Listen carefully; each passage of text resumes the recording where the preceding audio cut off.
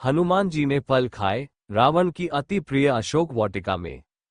दोस्तों, हनुमान जी जब सागर पार करके लंका में जाते हैं, माता सीता से मिलते हैं। माता सीता से सारी वार्तालाप होने के बाद हनुमान जी रावण की अशोक वाटिका में फल खाने की इच्छा व्यक्त करते हैं। तब श्री हनुमान जी को माता सीता ये कहती है कि हे पुत्र, तुम जो यह अशोक वाटिका के सुंदर फल खाने की हठ कर रहे हो, उसे पूर्ण करने में तुम्हें भयाकर बाधाओं का सामना करना पड़ सकता है, कारण कि इस वन की रखवाली अत्यंत दुष्ट राक्षस जन करते हैं।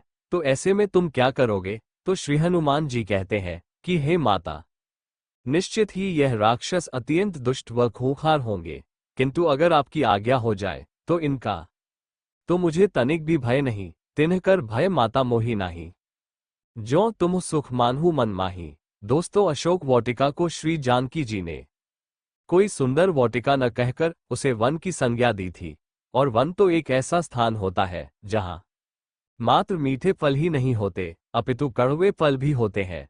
माता सीता जी के कथनों का अगर हम तात्विक चिंतन करें तो पाएंगे कि वास्तव में ये संसार सागर ही वन है और जीव इसी में विचरण व भोग करने के लिए विवश है। निश्चित ही जीव को इसमें सुख रूपी मीठे फल भी मिलेंगे और कड़वे फलों का सेवन भी उसे करना पड़ेगा। लेकिन जीव के साथ समस्या यह है कि जिंदगी भर वह इसी उलाहने व दोष में व्यतीत कर देता है कि प्रभु ने तो उसे मात्र कड़वे ही फल प्रदान किए हैं, सुख प्रदायक फल तो उसने किसी अन्य के ही भाग्य में लिख डाले। ऐसे में सुख की खोज में वह मात्र दुखों का ही संग्रह करता है। क्या जीव का जन्म यूं ही दुखों व कष्टों की चक्की में पिसने के लिए हुआ है? क्या उसके अश्रुओं को आनंद के पलों में बदलने वाला कोई सूत्र निर्मित नहीं हुआ है? ईश्वर की सर्वश्रेष्ठ रचना की दुर्गति का अंत आखिर कब और कैसे होना संभव हो सकता है? तो इसका समाधान भी माता सीता जी अपने अगले वाक्यों में देती है। देखी बुद्धि बल निपुण कपि जानकी जाहु, रघुपति चरण हृदया धरी तात मधुर पल खाहु। दोस्तों, माता सीता जी पवन सुत हनुमान जी को संबोधित करती हुई कहती है कि हे हनुमंत लाल, मैंने देख लिया है कि तुम बुद्धि व बल में निपुण हो।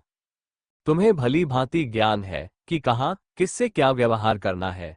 इसलिए जाओ और वन में मीठे फलों का सेवन करो, किंतु बस एक ही सावधानी है कि तुम जो भी फल का सेवन करो, उसे सेवन करते समय अपने हृदय में श्री रघुपति जी का स्मरण सदैव करते रहना। कारण कि अगर श्री राम जी को अगर हृदय में धारण किया हुआ होगा तो सर्वप्रथम तो प्रभु श्री राम तुम्हें कड़वे फलों का सेवन करने ही नहीं देंगे, और अगर विधिवश सेवन करना भी पड़ गया तो प्रभु का प्रताप है ही ऐसा कि आपको वो कड़वा फल कड़वा न लगकर स्वतः ही मीठा भासित होने लगेगा। बस यही आनंदमय जीवन का सबसे बड़ा सूत्र है। जब ये निश्चित ही है कि इस माया से सने संसार में विचरण करना ही पड़ेगा, कोई अन्य चारा ही नहीं, तो क्यों न श्री जानकी जी द्वारा प्रदत्त सूत्र को ही अंगीकार किया जाए। जीवन के प्रत्येक क्रिया कलाप को करने से पूर्व क्यों न हम सबसे पहले श्री रघुपति जी को अपने हृदय में धारण करें और इस अवसर के सदैव साक्षी रहें कि प्रभु हमें कड़वे फलों से दूर ही रखें, और अगर कड़वे फलों को सेवन करने की विवशता आन ही पड़े तो हमें वे फल भी मीठे ही भासित हों। श्री हनुमान जी ने ऐसा ही किया। उन्होंने सर्वप्रथम तो माता सीता जी को प्रणाम किया और सीधे बाग में घुस गए। निश्चित ही श्री हनुमान जी अपने मन भावन फलों का सेवन कर रहे हैं, लेकिन श्री हनुमान जी की एक लीला समझ में आ रही थी। वह ये कि श्री हनुमान जी फल तो खा ही रहे थे, साथ साथ वह वृक्षों को भी ध्वंस कर रहे थे। चलेऊ नाय सिरु पैठेऊ बागा, फल खाएसी तरु तोरे लागा। रहे तहां बहु भट रखवारे, कछु मारेसी कछु जाय पुकारे। दोस्तों, जिन पेड़ों ने श्री हनुमान जी को मीठे फल दिए वे उन्हें ही उखाड़ फेंक रहे हैं। जो रखवाले हैं वे उन्हें भी मार रहे हैं। जिनमें कुछ रखवालों ने जाकर रावण से शिकायत की।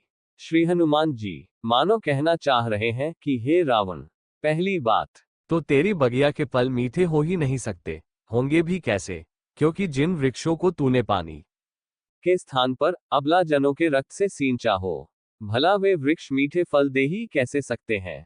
यह तो मेरे प्रभु का प्रताप है कि उनका स्मरण करके मैं जो भी फल को छूता हूं वह मीठा हो जाता है।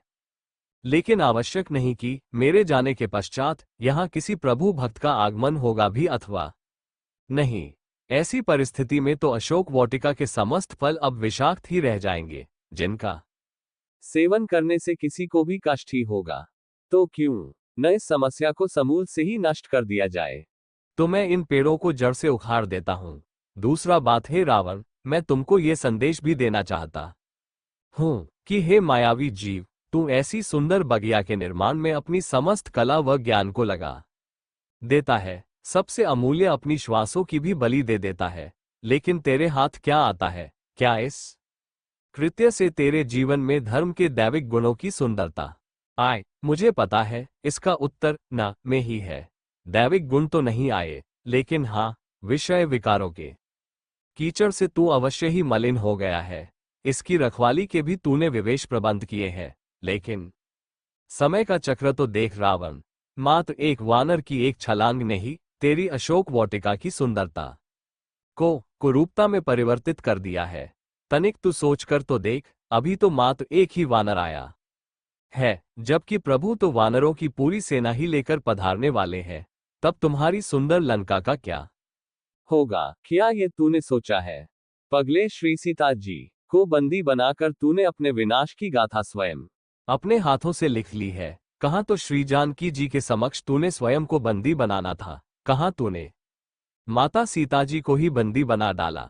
अब तो बस तुझे मिलने की इच्छा है, और मुझे ये भी पता है कि तू मेरे जैसे वानर से मिलने में अपना अपमान समझेगा, मुझे अपनी सभा में घुसने तक नहीं देगा, जबकि मैं चाहता हूं कि तू प्रभु श्री राम जी के दूत अर्थात मुझे स्वयं किसी को भेजकर अपनी सभा में लेकर जाए, और वह इच्छा तू ऐसे ही आसानी से तो प्रकट करेगा नहीं।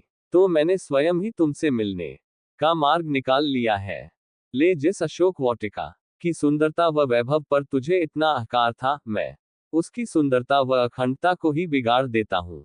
अशोक वाटिका की सुंदरता से तेरा अहंकार भी तो जुड़ा हुआ है ना। ले, मैंने तेरे अहंकार पर ही चोट मार दी, और मुझे पता है कि अब तू मुझे अवश्य ही अपनी सभा में लाने का प्रबंध करेगा।